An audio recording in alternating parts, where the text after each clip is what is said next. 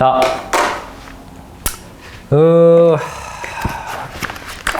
이건 뭐, 새 책이라 이렇게 두꺼워.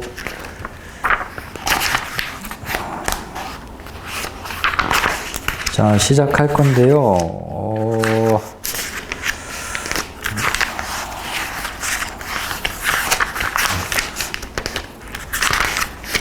P70페이지. 자,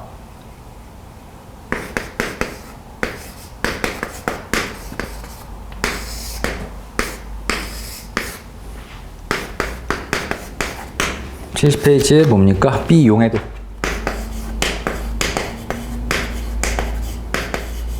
자, 시작을 좀 해봅시다. 화면이 약간 잘리네요.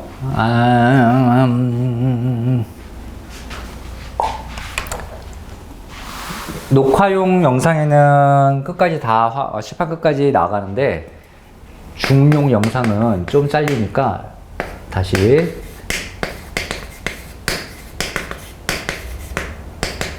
용해도. 자, 시작을 좀 해볼게요. 그때 어제 이제 뭐 용질, 용매, 용해 이거 얘기는 잠깐 이제 다시 했으니까 그거는 뭐 다시 안 할 거고요. 오늘 2번부터 다시 할 겁니다. 용해도. 용해도란 무엇이냐? 자, 용해도에 키워드가 있어서 우리 책에 다시 좀 보면요. 어떤 온도에서 온도가 중요하다고요. 그래서 용해도는 항상 온도에 따른 함수로 온도를 따라갑니다. 어떤 온도에서. 자, 용매 100g이라고 써 있어. 용매는 항상 특정 100g 이렇게 정해져 있습니다. 용매 100g. 그리고 최대로 녹을 수 있는 용질의 그램수 몇 g이냐, 몇 g 녹으니 요거 물어보는 거고요. 우리가 어제 이렇게 키워드 3개 밑줄 쳤고요. 이렇게 외우는 거예요.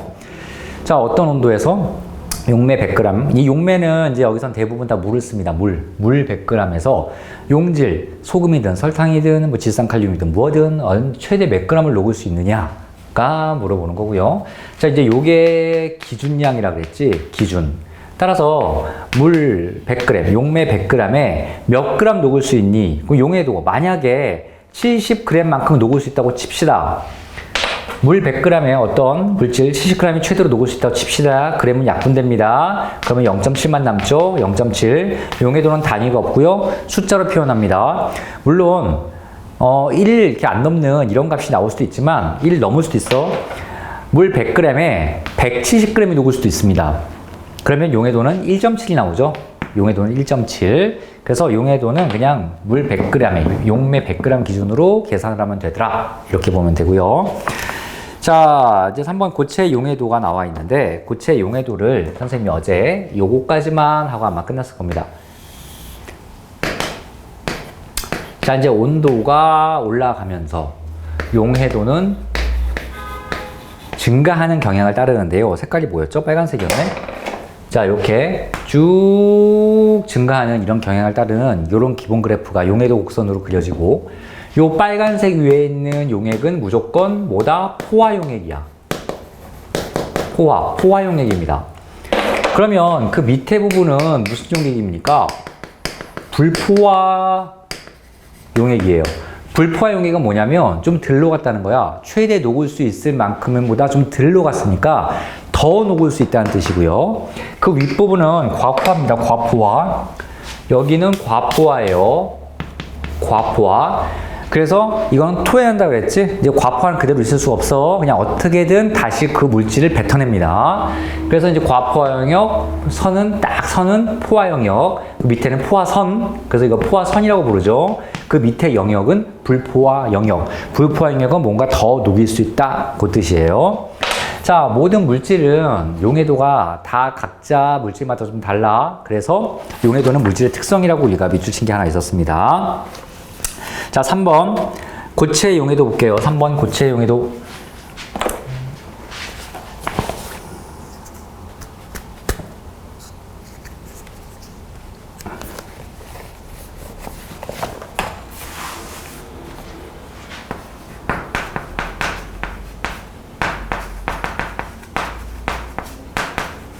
고체는 이제 흔히 설탕이나 소금 같은 거 얘기하는 거야. 뭐 그런 물질들이 물에 얼마나 녹느냐 보는 건데요. 고체의 용의도 읽어볼게요.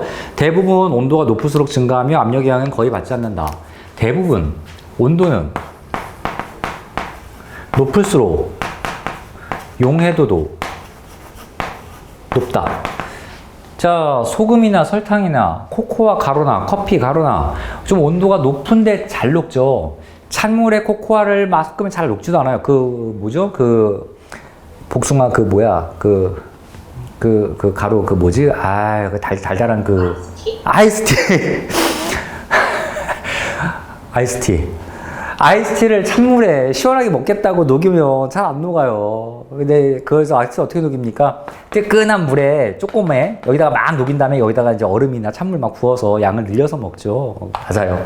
야, 아이스티가 생각이 안 나냐? 그래요.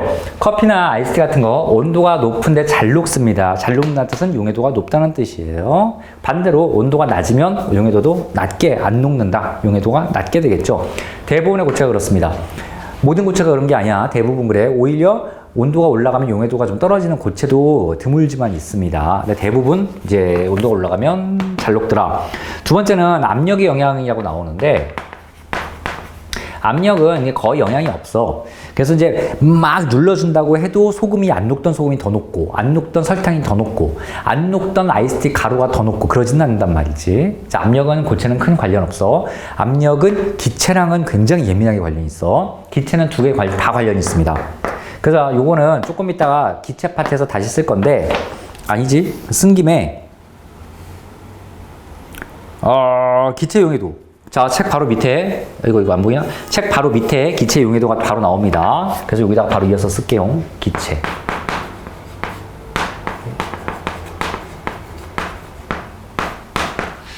자, 이 표에 보면요. 왼쪽 편이 온도고, 오른쪽 편이 압력이라고 표가 두 개로 갈려져 있고, 왼쪽 온도 봐봐. 온도가 낮을수록 용해도가 증가한대.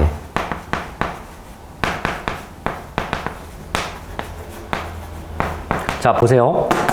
고체는 온도가 높을수록 뜨뜻할수록 뜨거울수록 용해도가 증가합니다. 잘 녹아요. 지금 방금 예로 들은 거 설탕이든 아이스티든 그런 가루들 잘 녹습니다.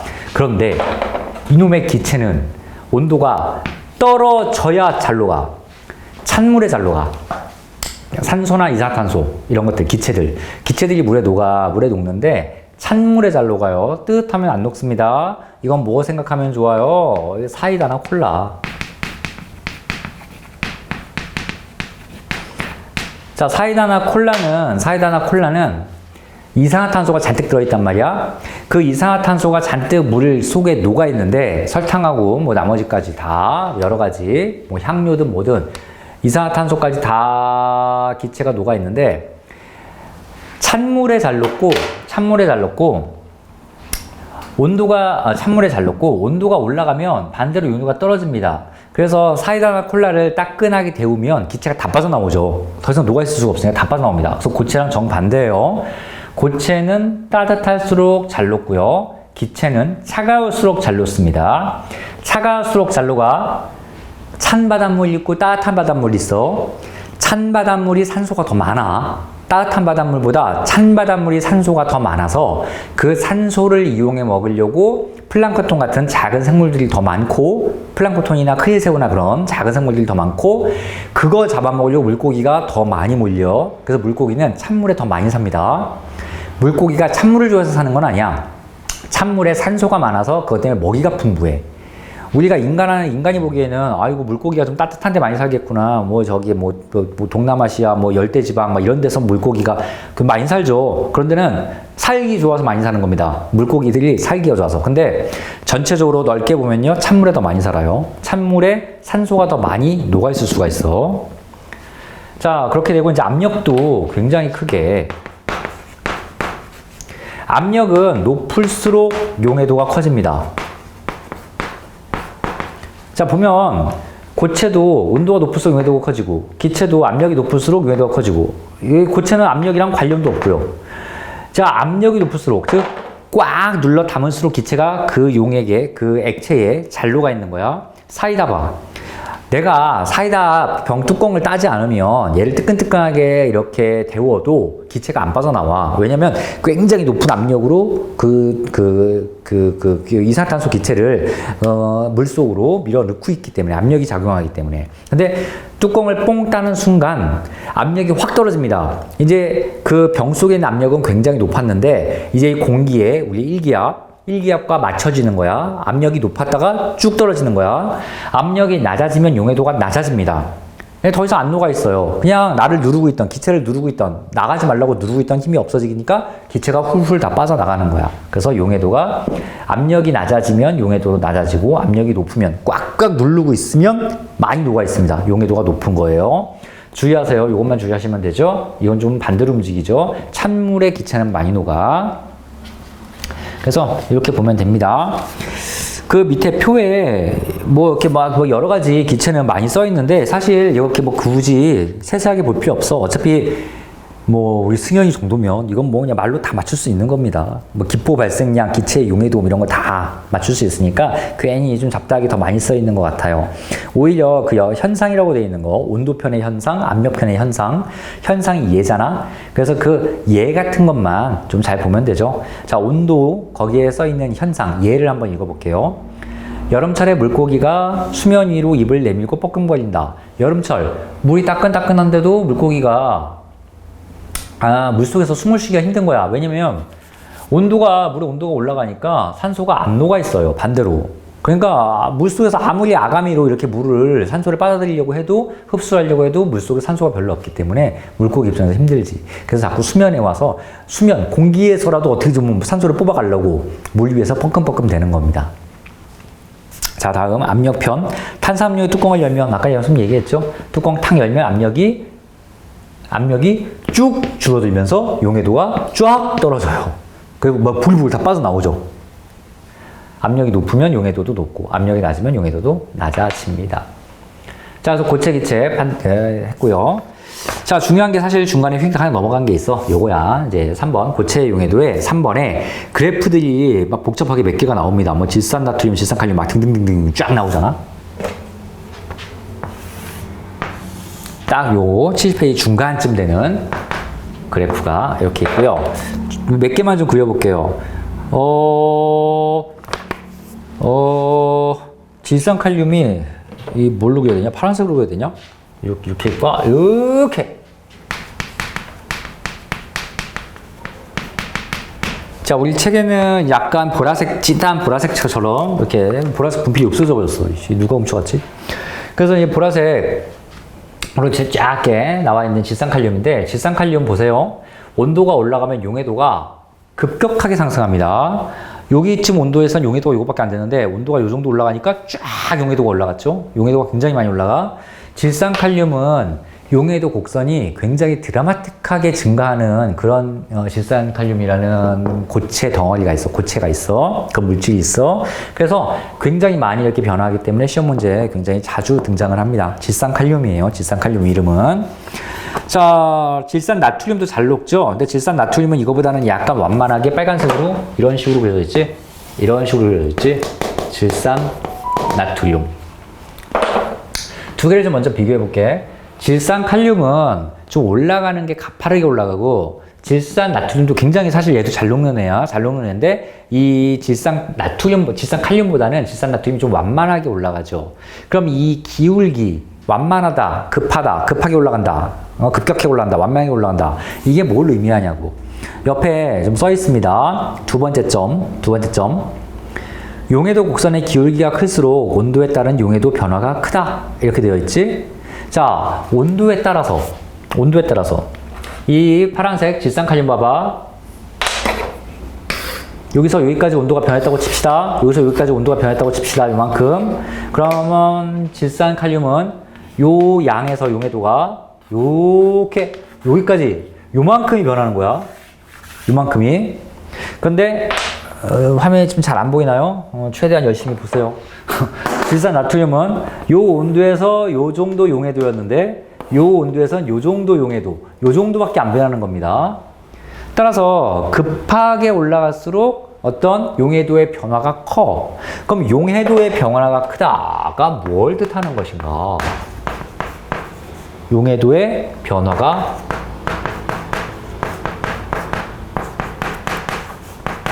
크다가 뭘 뜻하는 것인가? 우리 책에 나옵니다. 밑에 뭐라고 써있죠? 화살표 밑에 냉각시 설충되는 결정의 양이 많다. 석출되는 양이 많습니다. 석출이 뭐냐면요.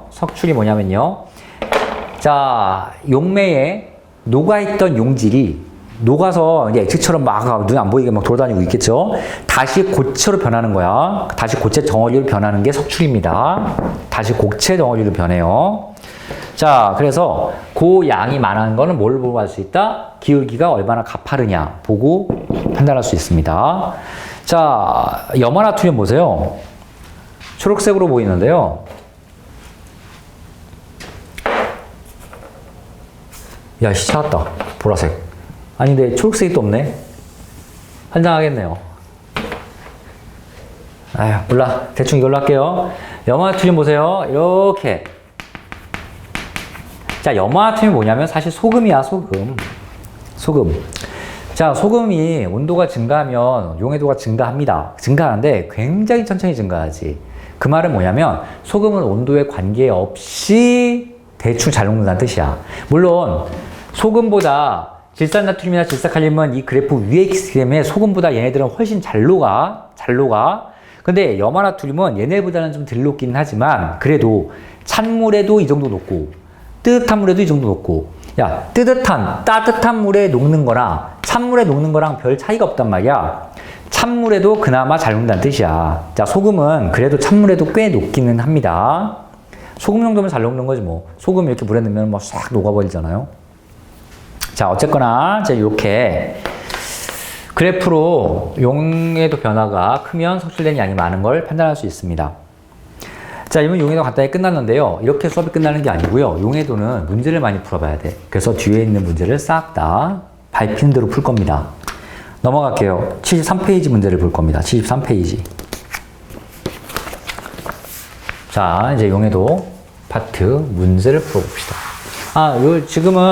오늘은 중간에 뭐 별도로 쉬는 시간 없고요. 1시간이나 뭐 1시간 넘든 안 넘든 쭉 풀고 끝낼 거예요. 뭐 쉬고 뭐고 할 거 없지.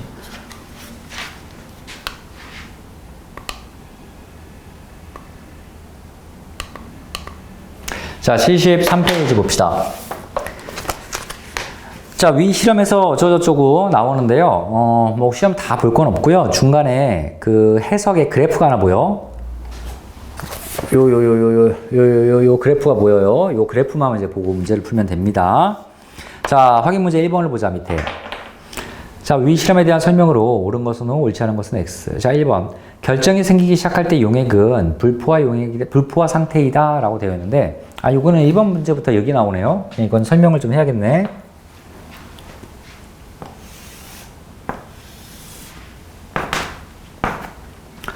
자, 선생님이 이거는 실제로 이 숫자를 맞추기 위해서 저걸 해볼게요.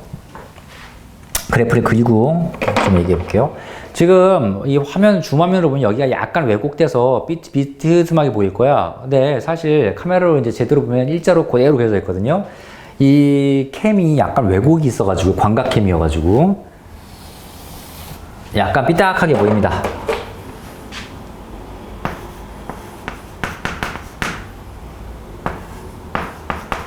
자, 이쪽은 온도고 곡선이고, 온도고 단위 생각했어요. 24.7도씨. 이쪽은 용해도 축입니다. 40g이 녹을 수 있다는 뜻이야. 물 100g에 얘가 40g 녹을 수 있다. 몇 도에서? 24.7도에서. 온도의 변화죠. 하나만 더 보면은 46.5 63.9를 볼까? 차라리 대충 이쯤에 63.9를 봅시다. 120. 자, 얘는 이 물질이 뭐였냐, 근데 이게 질산칼륨이네요. 자, 이 질산칼륨의 용해도 곡선인데요. 질산칼륨은 물 100g에 24.7도씨에서는 40g이 녹았을 수 있고, 63.9도씨에서는 물 100g에 물보다 더 많이 120g이 녹았을 수 있어. 따라서 만약에 64.9도씨에서의 질산칼륨 용해도는 얼마냐 물어보면 1.2고요. 100분의 120이니까. 100분의 120. 그래서 1.2라고 얘기하는 거고 24.7도씨에서 질산칼륨의 물에 대한 용해도는 얼마입니까? 100분의 4, 0.4 이렇게 얘기해 주는 거야. 용해도라는 값은 온도에 따라서 막 이렇게 변한단 말이죠. 자, 그런데 내가 선생님이 100g이 이렇게 있고요. 그거를 온도는 63.9도씨 물 100g에 질산칼륨을 100g을 내가 딱 녹여봤어. 그런지 뭔 일이 벌어지나 봅시다. 63.9도씨에서 물 100g의 질산칼륨의 용해도는 1.2, 120g이 녹아있을 수 있단 말이야. 최대. 따라서 내가 지금 100g을 질산칼륨 물에다가 집어넣었잖아. 그러면 충분히 다 녹아버립니다. 싹 흔적을 못 찾고 그냥 물에 다 녹아버려요. 왜냐면 최대 120g을 녹일 수 있었거든. 물 100g에. 근데 나는 지금 100g밖에 안 녹였잖아. 그러니까 100g 충분히 다 녹아. 그러면 그게 뭐냐면요. 자, 여기가 숫자가 여기가 100쯤 되겠지. 100, 60, 80, 60, 40 이렇게 되겠죠. 100, 63.9도씨에 100. 63.9도씨에 100. 자, 여기에 점을 내가 이렇게 찍을 수 있습니다. 63.9도씨인데 100g을 녹였대. 100g을 녹였대. 자, 요 빨간색이 뭐냐면 포화곡선이라고 그랬어. 포화선이라고 그랬어. 포화선 아래쪽에 점이 찍혀 있지. 포화선 아래쪽에 점이 찍히면 이건 뭐야? 불포화라고 아까 얘기했습니다. 불포화. 포화가 아직 안 됐습니다. 포화는 더 이상 녹일 수 없는 꽉 찬 걸 포화라 그러니까 불포화는 더 녹일 수 있다는 뜻이야. 그러니까 얼마를 녹인다는 거야? 요거 20g. 내가 요 높이 차이 이 포화선까지는 더 녹일 수가 있는 거야. 포화선까지는. 그러면 이런 불포화 용액을 포화 용액으로 만드는 법은 두 가지가 있습니다. 두 가지는 첫 번째는 질산칼륨을 더 넣어주는 거야. 20g만 더 넣어주면 쭉쭉 올라와서 여기가 딱 될 테니까. 선이 딱 포화선에 딱 만날 테니까. 만약에 질산칼륨 지금 100g 녹아있어. 근데 내가 선생님이 50g을 더 넣어봤어. 50g 더 넣어봤자 20g만 녹고요. 30g은 안 녹습니다. 그냥 밑에 가라앉아 있어요. 밑에 가루를 가라앉아 있어요. 아무리 내가 막 저어봤자, 녹으라고 막 해봤자 안 녹아요.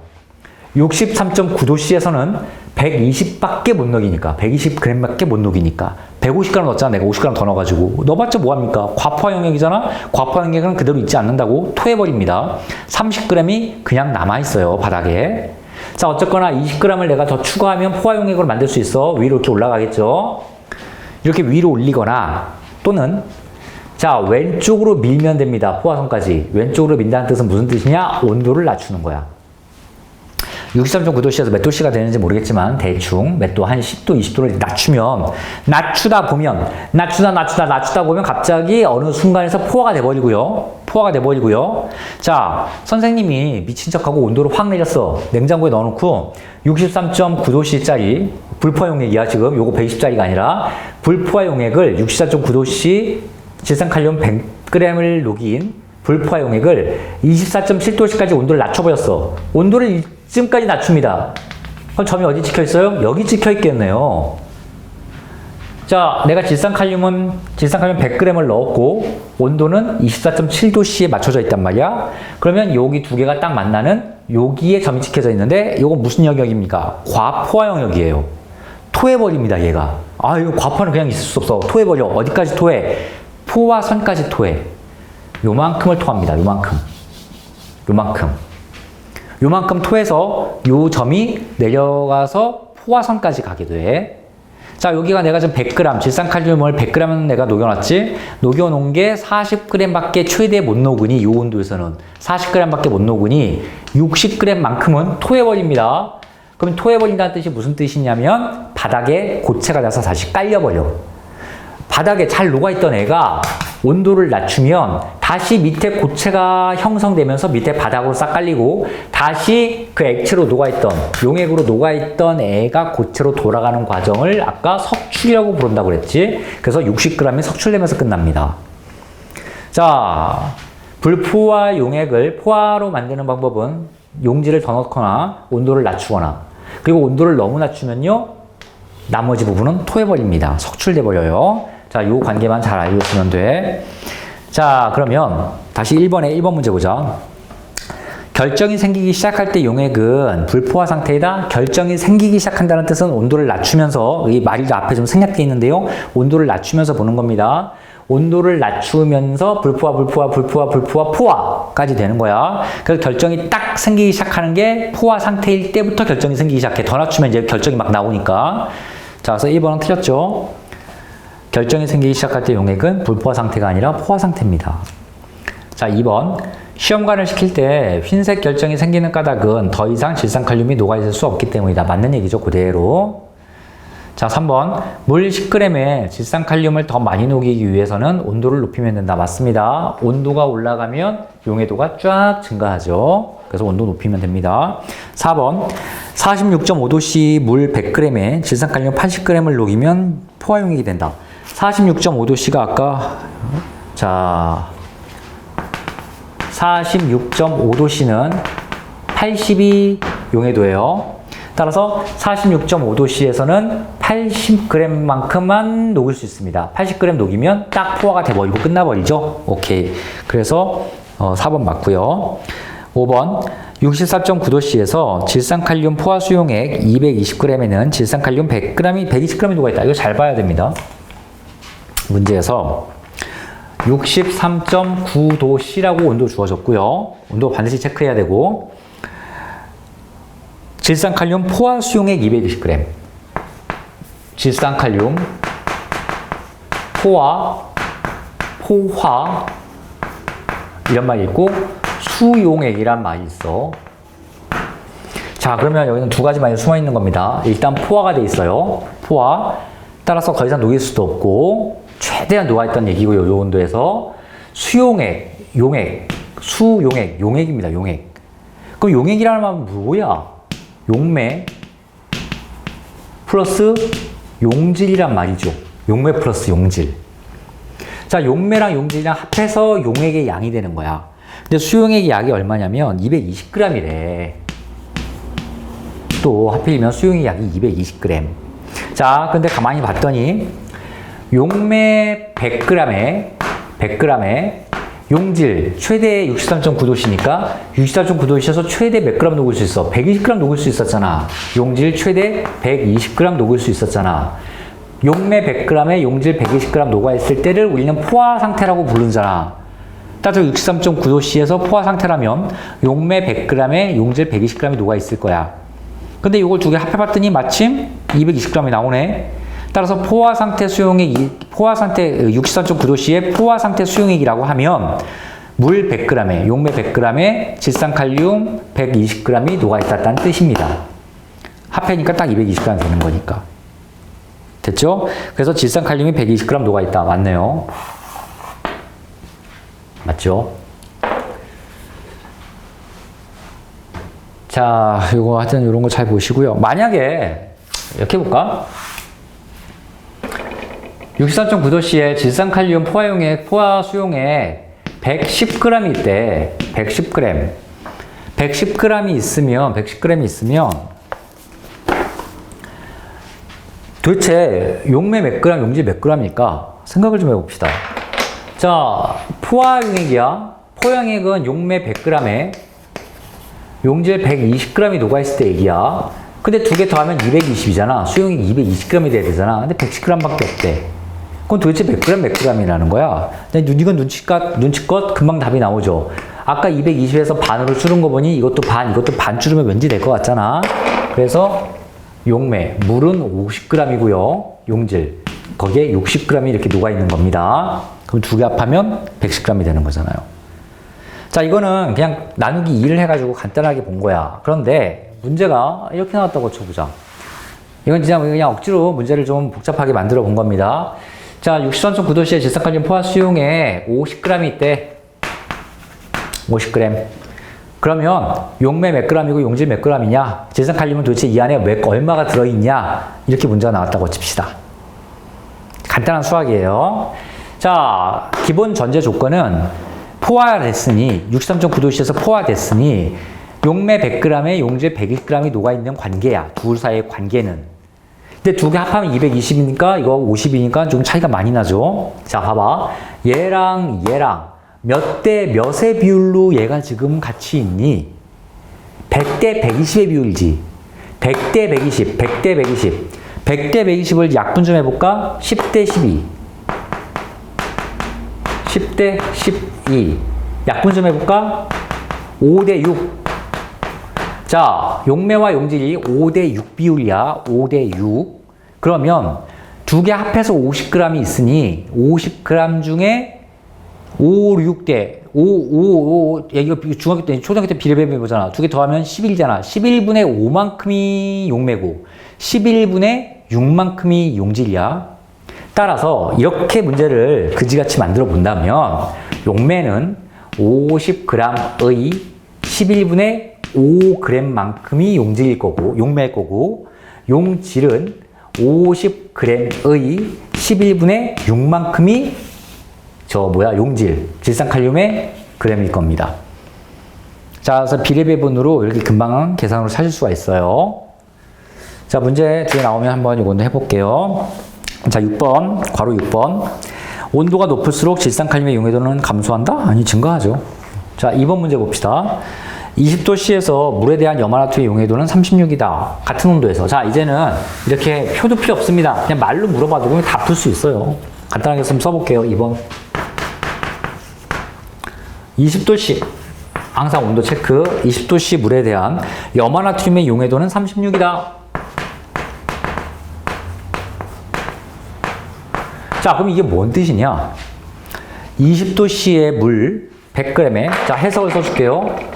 요렇게. 20도씨 물. 이제 용매에 대한 물이 되면 어쨌든 녹이는 거니까. 물 100g에, 용매 100g에, 이거 염화나트륨이죠? 염화나트륨 최대 몇 그램 녹을 수 있다? 36g이 녹을 수 있구나. 일단 이런 관계를 준 겁니다. 그런데 같은 온도에서 물 50g에는 염화나트륨 최대 몇 그램 녹을 수 있습니까? 자, 물 100g에 36g 녹는데 100대 36의 비율이야, 얘네 둘은. 그러면 물이 50g을 반으로 탁 줄었죠. 따라서 염화나트륨도 반으로 줄어서 18g. 답이네요.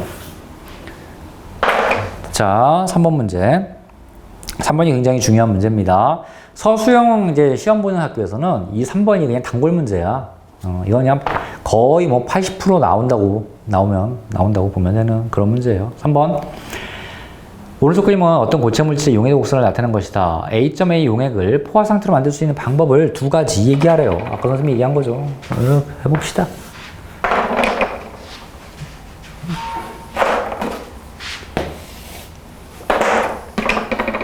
A가 이쯤 있고요. 이렇게 60도씨, 90도씨, 120, 어디야? 150. 수자대 됐지? 자, 두 개 써볼 건데요. 간단합니다. 자, 첫 번째는 자, 요 A라는 애를 이 빨간색 포화선에 어떻게든 맞춰봐야 돼. 어떻게든 맞추는 법은 두 가지가 있다고요. 첫 번째는 얘를 끌어올립니다.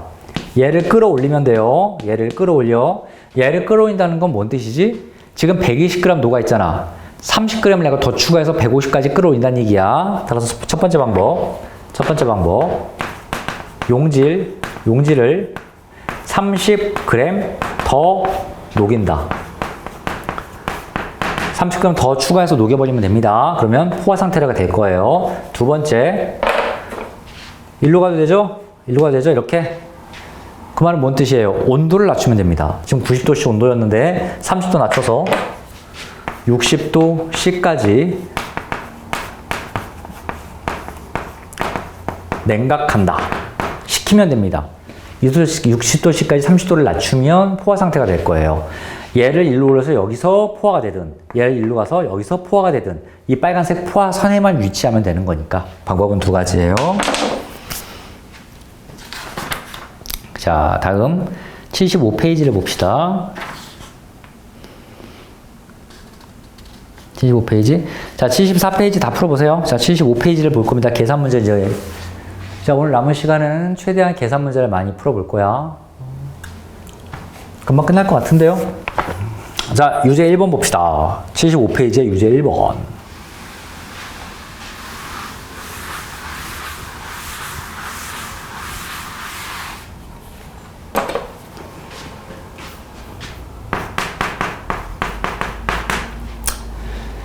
(70도 C의 물 100g에 물질 A를 녹여 포화 용액을 만든 후 50도 C로 냉각할 때 석출되는 A의 질량을 구하세요). 이게 뭐야? 이 용해도 뭐 알아야 풀지. 이거 위에 그래프 풀어보라는 것 같은데요? 그러네요. 물질 A에 대한. 위에 그래프 참고하세요. 이 75페이지는 이 윗부분 그래프 참고하세요. 자, 70도 C의 물 100g에 물질 A를 녹여 포화 용액을 만들었대. 자, 포화되었답니다. 그럼 물 100g에 용질 몇 그램 녹아 있는 거예요? 자, 위에 그래프 포화선을 좀 볼게요. 70도 C에는 최대 몇 그램 녹을 수 있느냐? 60g 녹을 수 있네요. 그래프 보니까. 그래서 용질 60g이 지금 녹아 있다는 뜻입니다. 이 뜻이네요. 자, 문제에서 뭐라 그랬냐면 얘를 50도 C로 냉각했대. 그래서 요 다음 단계는요. 얘를요 70도짜리를 50도 C로 냉각을 했답니다. 50도 C로 냉각을 했대요. 그럼 50도 C에는 또 물 100g에 최대 몇 그램 녹을 수 있으냐, 용질이? 35g 녹을 수 있네. 이렇게 녹아 있을 수 있네. 좀 이상하잖아? 이미 이 물에는 용질이 60g이나 녹아 있어. 포화됐다고 하니까 녹아 있어. 60g이 녹아 있는데 50도 C에서는 최대 35g밖에 못 녹아. 그럼 그 차이가 25g이 녹아 있을 수 없는 25g은 어떻게 됐다는 얘기야? 석출됐다는 얘기죠. 석출. 고체가 돼서 밑에 가라앉아 있습니다. 자, 최대 녹을 수 있는 게 35g밖에 없어서 그래. 안 돼서 그래. 50도 C에서는. 그래서 석출되는 질량은 25g. 답이고요. 자, 2번 유제 봅시다. 50도 C의 물 200g에 물질 A를 60g 녹인 용액을 20도 C로 냉각시킬 때 또 시작해 봅시다. 자, 50도 C. 자, 물이 200g이야. 잘 보세요. 양이 늘었습니다. 물 200g에 물질 A가 60g 녹아 있대요. A가 60g 녹아 있답니다. 근데 얘를 20도 C로 냉각시켰대. 또 냉각. 20도 C로 냉각을 했어. 냉각했을 때 석출되는 질량을 구하래. 자, 그런데 20도 C로 냉각했는데 물이 지금 여전히 200g이니까 물은 변하지가 않으니까 양이 여전히 200일 거야. 그런데 용해도는 항상 물 100g 기준이야. 물 100g 기준. 따라서 20도 C에서 물 100g일 때 최대 몇 g 녹을 수 있는지 한번 생각을 해봅시다. 그래프 보면요. 20도 C에서는 20g 녹을 수 있네. A가 최대 20g 녹을 수 있네. 이게 기본이걸랑. 물 100g에 20g 녹아 있는 게 기본이거든. 이게 기본이야. 그런데 지금 이 문제는 물 양을 2배로 자꾸 풀으라고 그랬어. 그러면 100g에 20g 녹아 있을 수 있는데 20도 C에서는 물이 만약에 200g이었다면 A는 몇 g 녹을 수 있을까? 이거의 2배. 물이 2배 됐으니 얘도 2배. 최대 40g 녹아 있을 수 있겠지. 물 200g에 최대 40g 녹아 있을 수 있습니다. 다시 볼게요. 50도 C에 물 200g에 지금 A가 60g 녹아 있어. 온도를 떨어뜨렸더니 20도 C에서는 물 200g에 똑같은 200g에 A가 40g 밖에 못 녹아. 40g 밖에. 야, 그러면 60g 녹아 있다가 40g 밖에 못 녹으면 20g은 뭐 어떻게 석출돼야죠, 뭐. 20g은 석출이 돼버려야죠. 바닥에 가라앉습니다. 고체로. 답이 20g.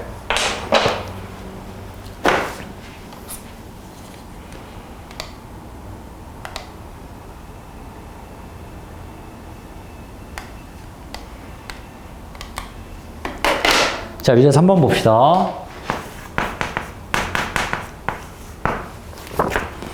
50도씨의 포화용액 61.5g을 자, 50도씨 포화용액이야 또. 몇 그램? 67.5g. 67.5g을 20도씨로 냉각시킬 때 몇 도 석출돼? 얘를 또 20도씨로까지 쭉 떨어뜨립니다. 20도씨까지 쭉 떨어뜨립니다. 그럼 또 몇 그램 석출되느냐 보는 건데, 이제 마지막에 아까 풀었던 거랑 비슷하죠? 이거는 무슨 값을 준 거야? 용액의 값을 줬어. 대신 포화라고 주어졌으니까. 자, 생각해 봅시다. 50도씨에서는 물, 포화니까 포화 상태 생각해 보자고. 물 100g에, 그래프 볼까요? 35g. A가 35g이 녹아있을 수 있어. 이래야 포화가 돼. 근데 만약에 물 100g에 35g이 녹아있다고 하면 135g의 용액이 만들어지지. 용액은 135g. 135가 아니잖아. 67.5잖아. 그럼 135에 혹시 야 반이 135에 반이 61.5 아니냐? 여기 두 개 이렇게 합하면 135g이야. 이거 용액이야, 용액이 135g이 나와. 그럼 135g의 반은 6, 22 맞나요? 맞죠? 135의 반이 61.5죠? 이게 반으로 줄었네. 용액이 반으로 줄었네. 그럼 얘도 반, 얘도 반. 똑같이 공평하게 2분의 1, 2분의 1. 얘가 2분의 1 됐으니 2분의 1, 2분의 1. 지금 물은 50g 있는 거고요. 이 반이 뭐죠? 17.5인가요? 17.5g. 이렇게 녹아 있겠네요. 얘도 반. 됐어요. 두 개 합하면 67.5, 당연히 67.5 나옵니다. 자, 물이 50g밖에 없다는 거야. 자, 20도씨로 냉각시켰어요. 20도씨에서는 용해도가 20이네요. 20도씨에서는 물 100g에 A란 물질 20g밖에 못 녹아.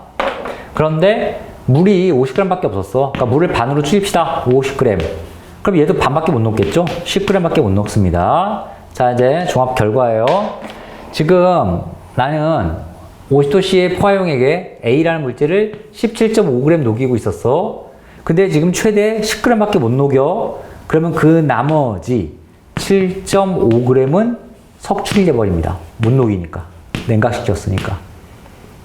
아우, 예. 답은 7.5g. 자, 유지 3번 같은 거 좀 조심하세요.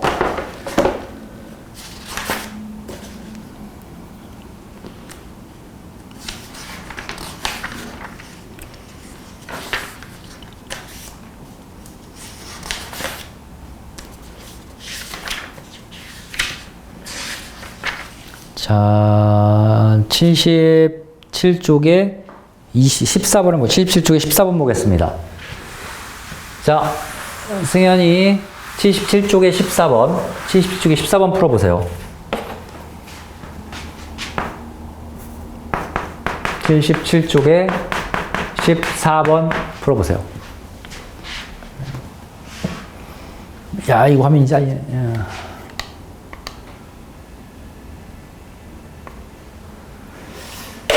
77쪽에 14번.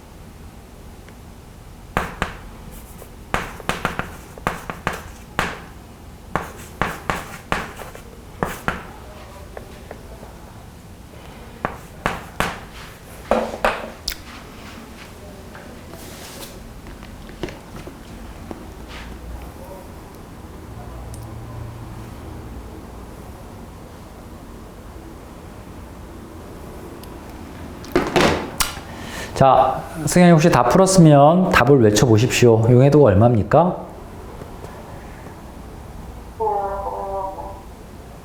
50? 50? 답이 4번이에요? 네. 정답이에요. 잘했습니다. 잘했어요? 자, 이제 빨리 볼게요.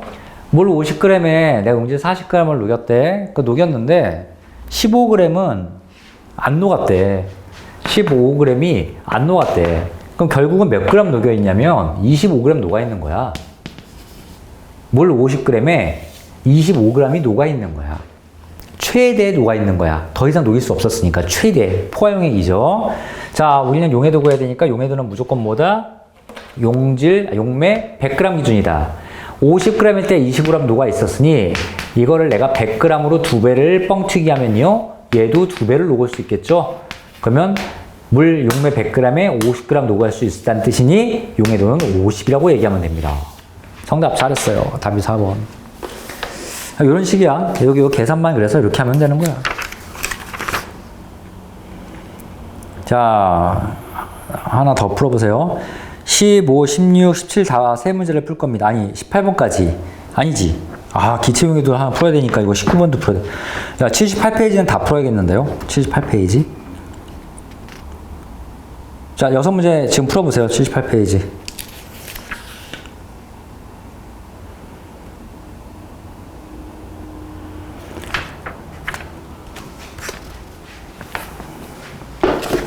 (78페이지) 6문제 풀고 79페이지에 실력 탄탄 2문제 풀면 사실 끝이네요.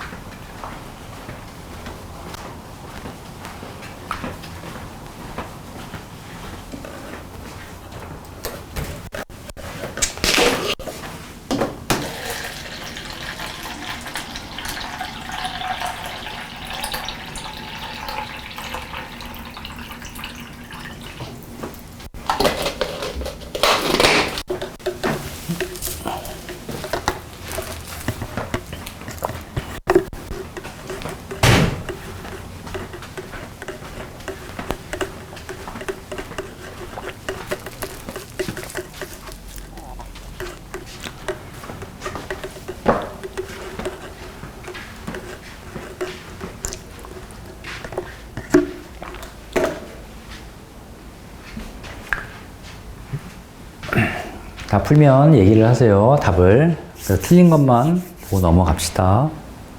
다 맞았으면은 뭐.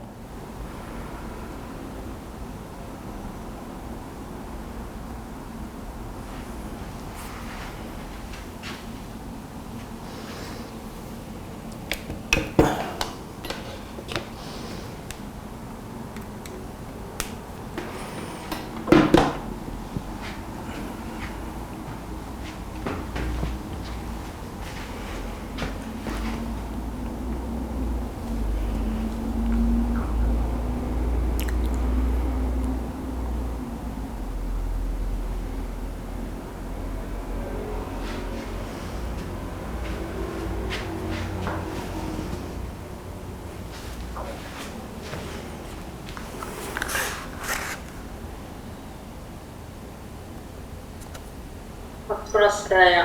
자, 15번 답 뭐예요? 몇 번? 2번이요. 오케이, 2번. 16번 답은? 4번이요. 자, 17번 답? 2번이요. 잘하네. 잘했어요, 잘했어. 18번? 4번이요. 오케이, 19번? 3번이요. 아, 19번 틀렸네요. 20번은? 5번이요. 자, 19번만 틀렸네요. 자, 근데 그 용해도 앞에 네 문제, 계산 문제들이 있었을 텐데 잘했어요. 거기는 반드시 한 문제가 나오는데 용해도 이 문제는 반드시 하나가 나오는데 지금처럼 하면 잘 맞출 수 있을 겁니다. 제일 좀 짜증나는 게 이렇게 용액, 포화 용액을 주었을 때가 좀 짜증날 텐데 요거까지만 해결하면 나머지는 되게 쉬울 거예요. 문제 잘 읽고 계산만 잘하면 답입니다. 자, 19번 문제 봅시다.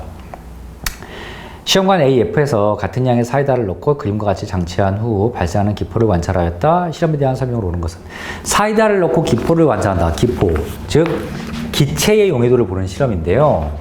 자, 기체는 용해도가 자, 온도와 압력에 따라서 좀 달라졌어. 온도와 압력. 자, 용해도를 높이는 조건만 생각해 봅시다. 용해도를 높이는 조건, 즉 기체가 잘 녹으려면 온도는 높아야 되냐 낮아야 되냐? 기체가 잘 녹아야 돼. 네. 사이다를 제일 톡톡톡 그 탄산을 좀 느끼면서 네요. 온도가 낮아야 돼요. 온도가 낮을수록 그 탄산이 잘 녹아 있단 말이죠. 뜨거운 사이다는 못 먹잖아. 자, 반대로요. 압력은 높을수록 잘 녹아 있습니다. 자, 그러면 실험에 대한 설명으로 옳은 것은 발생하는 기포의 수인데요. 자, 여기선 두 가지 조건이 있어요. 어떤 시험관은 얼음에 담가놓고 어떤 시험관은 얼음이 아니라 실온 또는 50도 그렇게 담가놓는 게 있어. 실온에 놓거나 실온은 20도를 얘기합니다. 20도씩. 그 다음에 50도 물도 있죠. 그래서 물이 세 종류야. 이거는 온도의 변화를 보겠다는 얘기고요. 또 어떤 시험관은 뚜껑을 열어놓고 어떤 시험관은 고무마개로 뚜껑을 닫아놨어. 그래서 고무마개가 있는 것, 고무마개가 없는 것. 이건 뭐에 대한 실험이야? 압력에 대한 실험입니다. 압력에 대한 실험. 그러면 기체가 용해도가 제일 높은 건 뭐겠어? 제일 높은 거. 온도는 제일 낮고요. 그 다음에 압력은 줄수록 용해도가 높아지는 거니까 고무마개는 있는 거. 고무마개는 있고 압력이 제일 온도가 낮은 B가 용해도가 제일 높겠죠. B가 제일 용해도가 높은 거, 잘 녹아 있을 겁니다. 용해도가 제일 낮은 거는 뭘까요? 제일 낮은 거. 뚜껑도 없고 뜨겁고 뚜껑도 없는 거. 50도씨에 2가 제일 낮은 거. 이렇게 되겠죠. 자, 보기 1번 볼게요. 발생하는 기포 수는 ECA 수입니다. ECA 3개만 놓고 비교하라는 얘기인가요? 그죠? 그런 보기 같은데요, 이거는. 나머지 4번, 5번도 마찬가지고요. 자, 다시 발생하는 기포수 ECA만 비교해 봅시다. E랑 C랑 A랑 비교합시다. E랑 C랑 두 개를 보면은 자, E랑 C랑 두 개를 보면은 두 개 다 마개가 없어. 그 온도만 좀 살펴봅시다. E가 더 뜨거운 물에 있죠. C는 실온인데 E가 더 뜨거운 물에 있어. 뜨거운 물에 있으니까 기포는 더 용해도가 떨어져. 용해도가 떨어지니까 기포가 더 많이 나올 거야. 두 개 비교하면 더 뽀글뽀글 더 많이 나옵니다. A와 C 비교합시다. A와 C, 다 셋 다 뚜껑 없는 거구나. 어쩐지 좀 이상했네요. 뚜껑 없는 애들만 3개 비교해보자는 얘기죠. A와 C 비교를 하면은 A가 찬물이잖아. C가 얘보다는 따뜻한 물이잖아. 실온이잖아. 실온일수록 용해도는 떨어지니까 기포는 더 많이 나와. 찬물은 기포가 제일 안 나와. 냉장고에서 막 꺼낸 사이다는 그래서 아주 시원하니까 별로 기포가 없단 말이죠. ECA 순이네요. 틀렸네요. 1번은. 자, 2번. 기체 용해도가 가장 작은 거 아까 봤죠? 가장 작은 거 2입니다. 2. 그래서 2번도 틀렸고요. 3번. 온도가 높을수록 압력이 낮을수록 기체 용해도가 커진다. 온도가 높을수록 틀렸죠? 온도가 낮을수록 압력이 높을수록입니다. 그래서 3번은 틀렸고요. 4번. 기체 용해도와 압력의 관계를 설명하려면 BD. 자, 기체 용해도와 압력과의 관계를 설명하려면 반대로 다른 온도란 조건은 좀 일정해야 돼. 똑같아야 돼. 두 개가 다 서로 다르면 안 되잖아요. 따라서 BDF를 비교하는 게 아니라 두 개밖에 비교 못 합니다. 예를 들어서 압력과의 관계를 설명하면 A랑 B 비교하거나 같은 온도에서 C랑 D 비교하거나 E랑 F 비교하거나 이렇게 비교하거나 이렇게 비교하거나 이렇게 두 쌍밖에 안 돼. 온도를 같게 맞춰놓고 압력만 다르게 해야 되기 때문에 압력 있고 없고 이렇게. 그래서 4번 틀렸어요. 3개를 비교 못합니다. 시험관 2개씩만 비교해야 돼요. 5번 AC를 비교하면 기체 용해도와 온도의 관계를 봐야 되니까 이제는 압력이 일정해야 돼. 다 마개에 쓰고 있든 다 마개가 없든. 그래서 AC2를 비교하든 AC2를 비교하든 또는 다 마개가 있는 BDF를 비교하든 BDF를 비교하든. 근데 5번 AC2를 비교하면 맞죠? 이렇게 비교해도 되는 거니까 답이 5번이네요. 이렇게 비교해도 되고 이렇게 비교해도 됩니다. 온도의 과정, 온도가 변할 때 어떻게 되느냐를 보고 싶으면 압력은 서로 같아야 되고 압력이 변할 때 어떻게 변하는 것이냐를 관찰하고 싶으면 온도는 또 일정해야 되고 그래서 두 가지 다 변하면 안 되죠. 둘 중에 하나는 일정한 상태에서 보는 겁니다. 자, 79페이지에 23번과 시력탄탄 1번, 2번 문제만 풀고 끝냅시다. 자, 이건 같이 풀게요. 세 문제만 풀고 이제 끝냅시다. 뒤에 짜잘하게 문제들이 더 있어. 그건 찾아서 이제 다 풀어보세요. 다 풀어보시고, 승현이는 과학시험이 언제지? 27일이라고 그랬나? 27일이 아니라 8일이요. 8일? 5, 6, 7, 화요일? 네. 그 전에 혹시 공부하다가 모르는 거 있으면 선생님한테 또 뭐 문자를 보내든 카톡을 보내든 뭐라도 하면 혹시 모르는 문제는 내가 설명을 해줄게요. 근데 뭐 잡지를 보면 또 우리 승현이 잘 알잖아. 모르면 물어보세요. 자, 79페이지 23번. 23번 문제 봅시다. 표는 질산칼륨의 용해도 알타는 것이다. 1번 40도 C물 100g에 질산칼륨 31.9g이 녹아있다. 40도 C물 물 100g 아주 좋아. 계산도 편해. 물 100g에 질산칼륨 31.9g이 녹아있답니다. 자, 이거 잠깐 이 파트를 좀 볼게요. 위에 표에 보니까 40도 C의 용해도는 물 100g에 최대 몇 g 녹을 수 있냐면 62.9야. 와, 62.9야. 아이고, g이 나와. 9야, 용해도가. 그 말은 40도 C에서 물 100g에는 최대 62.9g이 녹아있을 수 있다는 뜻이야. 그런데 지금 31.9g밖에 안 녹아있으니, 여유 많아요. 아직 더 많이 녹아있을 수 있다는 뜻이야. 그래서 내가 이 문제는, 문제 1번은 포화용액으로 만들기 위해서 필요한 질산칼륨의 질량을 한번 구해보래. 식이고 나발이고 필요 없이 그냥 단답형으로 답을 구합시다.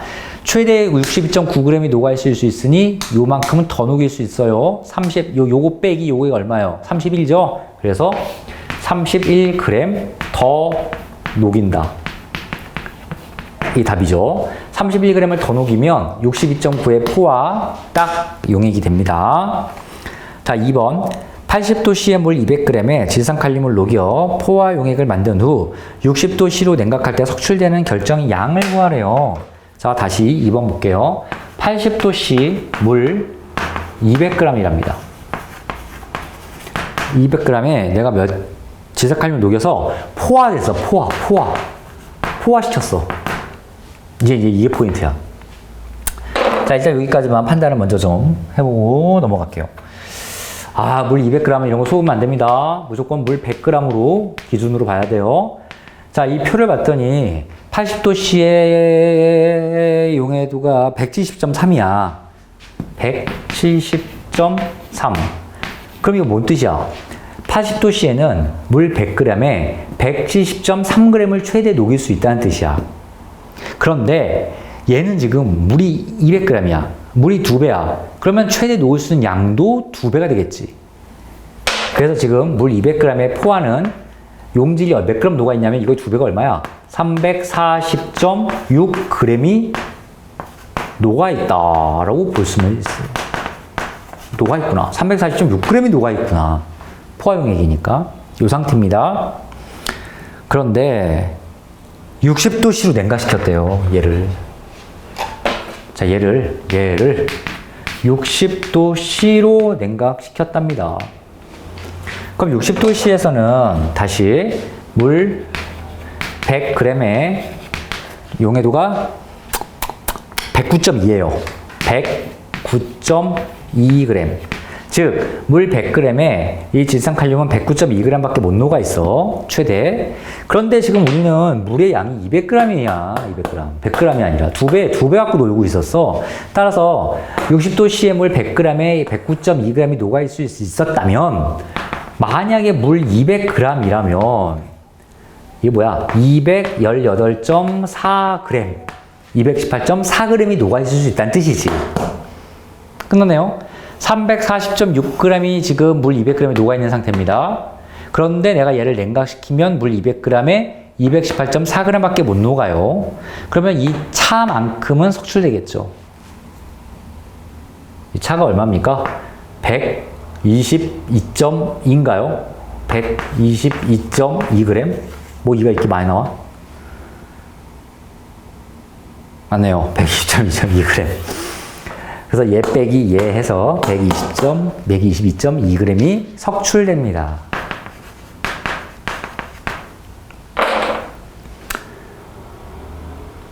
자, 그래서 물의 양이 변하거나 또는 용액을 알려주거나 뭐 이러면 조금 복잡할 수 있으니까 이것만 좀 조심해서 풀면 되겠어요. 자, 실력 탄탄 문제를 좀 봅시다.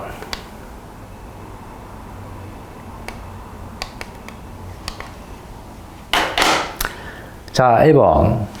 79페이지에 1번. 그림은 아르키메데스가 왕관과 같은 질량의 순금과 순은을 준비한 후, 부을 가득 든 항아리에 각각 넣었을 때 넘치는 물의 부피를 나타내는 것이다. 이 결과에 대한 해석을 옳지 않은 것은. 근데 이런 게 이제 왜 이런 실험을 한 겁니까? 이 왕관을 만들으라고 금덩이를 줘가지고, 예를 들어서 금 10kg, 가지고 그 이제 이 왕관 업자가 열심히 만들어서 왕관 10kg짜리를 딱 만들어 온 거야. 그 금을 다 썼다 그래가지고. 그래가지고 좋다고 이제 쓰고 있었는데, 아유, 이거 아무래도 좀 아닌 것 같단 말이야. 그래서 이제 결국은 어떻게 된 거예요? 거기다가 이제 은을 막 섞었지. 은을 섞어서 대충 금처럼 보이게 막 그렇게 만든 거. 나머지 이제 금은 이제 띵겨 먹고. 막 이렇게 했는데요. 왜 아르키메데스가 그거를 물 속에 집어넣어서 넘쳐 흘린 물의 양, 또는 그 부피, 같은 질량에 대한 부피를 가지고 어떻게 금인지 은인지 섞여 있는지를 판단했을까? 자, 부피와 질량과의 관계를 보는 건데, 부피와 질량과의 관계, 부피분의 질량, 부피와 질량의, 부피에 대한 질량의 비, 얘를 밀도라고 부르고, 밀도는 물질의 특성입니다. 따라서 금의 밀도, 은의 밀도는 어디 가나 바뀌질 않아. 그래서 어떤 물질의 밀도를 재보아서 금의 밀도가 딱 나오면 금일 거고, 은의 밀도가 딱 나오면 은일 거고, 금도 아니고 은도 아니고 중간쯤 밀도가 나오면 두 개 섞여 있을 거고. 자, 그러면 넘친 물의 부피를 보세요. 뭐야 이거. 금을 넣었더니 요만큼 넘쳤어요. 왕관을 넣었더니 이 정도 넘쳤어요. 은을 넣었더니 이만큼 많이 넘쳤네요. 이렇게. 그래서 좀 선생님이 좀 이렇게 급격하게, 과격하게 그린 건데, 같은 질량을 넣었어. 같은 질량을 넣었어. 그러면 질량은 같아요. 질량 같은데 세 개가 뭐가 달라서 넘치는 물이 다른 거야? 부피가 달라서 그래. 부피가 달라서. 자, 그러면 금, 왕관, 은 중에 부피가 제일 큰 거는 뭐니? 은이지. 부피가 크니까 넘쳐 흐르는 물의 양이 제일 많은 거죠. 지금 그림을 넘쳐 흐르는 것만 그린 겁니다, 선생님이. 우리 정확히 그리면요. 여기 이렇게 다시 통이 이렇게 있고, 물이 찰랑찰랑 이렇게 차 있어. 거기다가 내가 은덩어리를 넣었더니 물이 넘쳐 흘러서 이만큼 이렇게 찼다는 뜻이죠. 찼다는 뜻이야. 흘러 넘친 물의 양이 가장 많아, 은이. 넘친 물의 양이 가장 많다는 얘기는 그 안에 들어간 은 덩어리의 부피가 가장 크다는 얘기예요. 부피가 클수록 밀도는 어떻게 됩니까? 작아집니다. 분모에 있으니까. 그러면 은의 밀도가 가장 작다는 뜻이죠. 밀도는 은이 가장 작고요. 금이 가장, 우리 가장 조금밖에 안 넘친 거 보니까 금이 가장 크고요. 왕관이 그 사이에 있는 거 보니 왕관이 순금은 아니라는 거지. 만약에 왕관을 순금으로 만들면은 금과 똑같은 물의 양이 찼겠죠. 물의 양이 넘쳤겠죠. 근데 밀도가 다른 거 보니, 아, 왕관, 이거 금이 섞였네. 이거 은이 섞였네. 이렇게 볼 수 있습니다. 중간쯤 되잖아요. 자, 이거에 대한 해석으로 옳지 않은 것은 보기 1번. 넘친 물의 양은 물질의 부피를 나타낸다. 맞습니다. 부피만큼 넘친 거죠. 2번. 수는의 부피가 가장 크다. 부피가 가장 커서 넘친 물이 가장 많습니다. 3번. 왕관의 밀도가 순금의 밀도보다 크다? 작죠? 금의 밀도가 더 큽니다. 금이 더 커요. 3번 틀렸고 4번. 왕관이 순금으로 만들어졌다면 넘친 물의 양이 순금과 같아야 된다. 그렇죠? 5번. 왕관에는 순금보다 밀도가 작은 물질이 섞여 있다. 그렇죠? 이 은이 섞여가지고 결국 이렇게 된 거죠. 은이 뭐든 어쨌든 금보다 밀도가 작은 걸 섞어. 이 왕관, 만든 이 제조업자가 조금이라도 밀도에 대한 어떤, 아르키메데스한테 이런 거 안 걸리려고 했다면, 적어도 금보다 좀 밀도가 낮은 은을 섞었으면, 금보다 밀도가 더 큰 애를 같이 섞어서 금과 좀 밀도를 맞췄어야겠죠. 그러면 또 구분이 안 됐을 겁니다. 그러면, 진짜. 자, 2번 문제 봅시다. 마지막.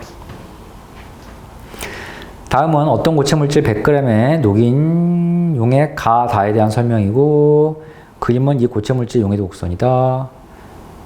이게 뭐야? 가나는 포화용액이다. 가나다는 같은 질량의 고체. 아, 그래서 가나다에 해당하는 거를 또 짝지어보라는 얘기네요. 오케이.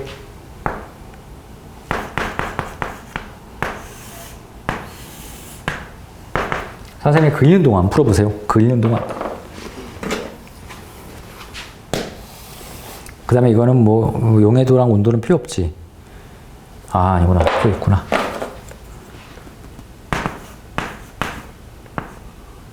30, 60, 80.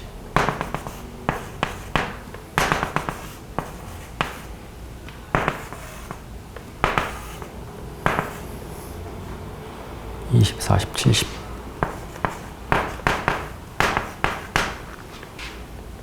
A, B, D, C. 자, 이제 같이 풀어볼게요. 자, 첫 번째 점. 가와 나는 포화용액이다. 이렇게 말을 했습니다. 첫 번째 점. 자, 나는 포화용액이다.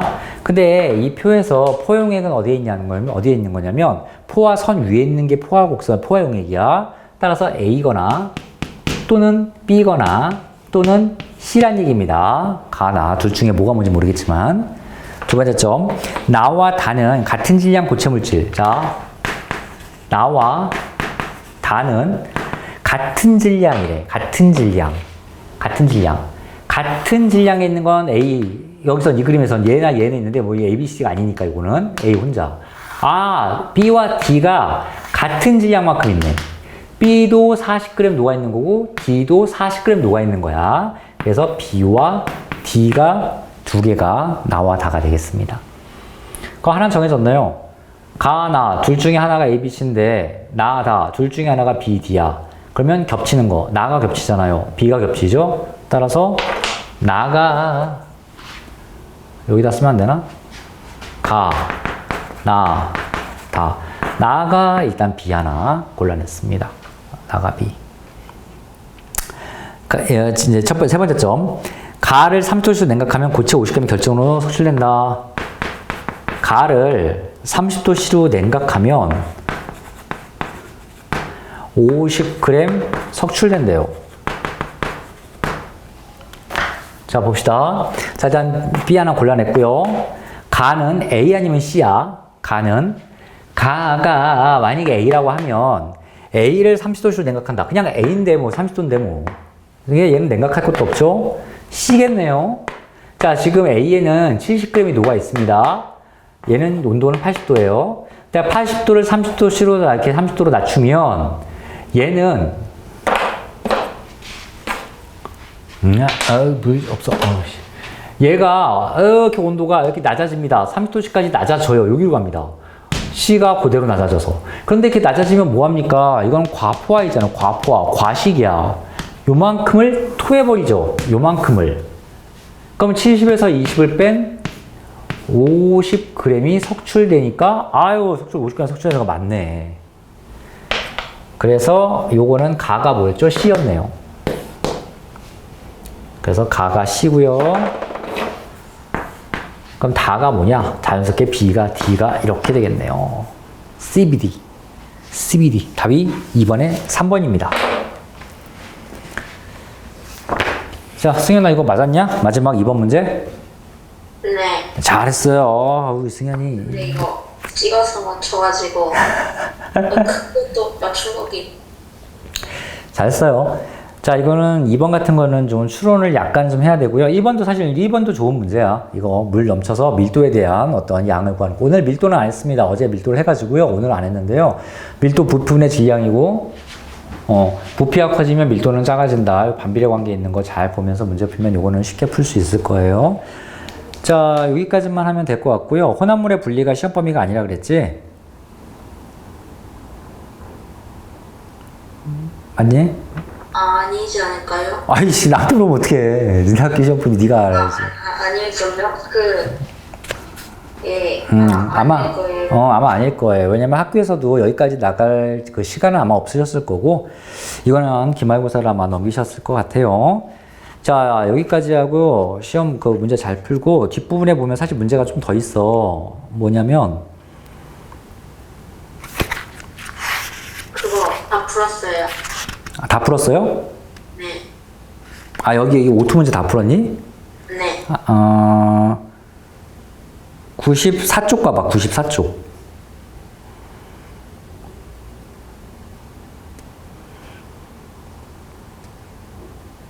자, 94쪽도 밑에 유제 1번, 유제 2번이 있고 계산 문제야. 그래서 이제 이런 것도 풀고, 여기 O2의 뒤에 대단원, 아무리에 또 문제 몇 개 있으니까 그것도 좀 풀어보시고, 뒤에 문제, 이게 뭐죠? 요 제목이 시험 대비 교재, 시험 대비 교재 붙어 있는 거, 뭐 요것도 문제 좀 풀면 될 거고, 자, 선생님이 그때 승희 같은 경우에는 문제를 줬고, 그 문제도 뭐 다 풀면 혹시 문제 부족하면 내가 더 줄 수 있으니까, 얘기를 하세요. 내일밖에 아마 나한테 달라고 할 시간이 없겠죠? 그러면 내가 문제 좀 챙겨서 줄 테니까 잘 한번 해보고, 시험 잘 보고 궁금한 거 있으면 질문하세요. 네. 자, 고생했습니다. 여기까지 합시다.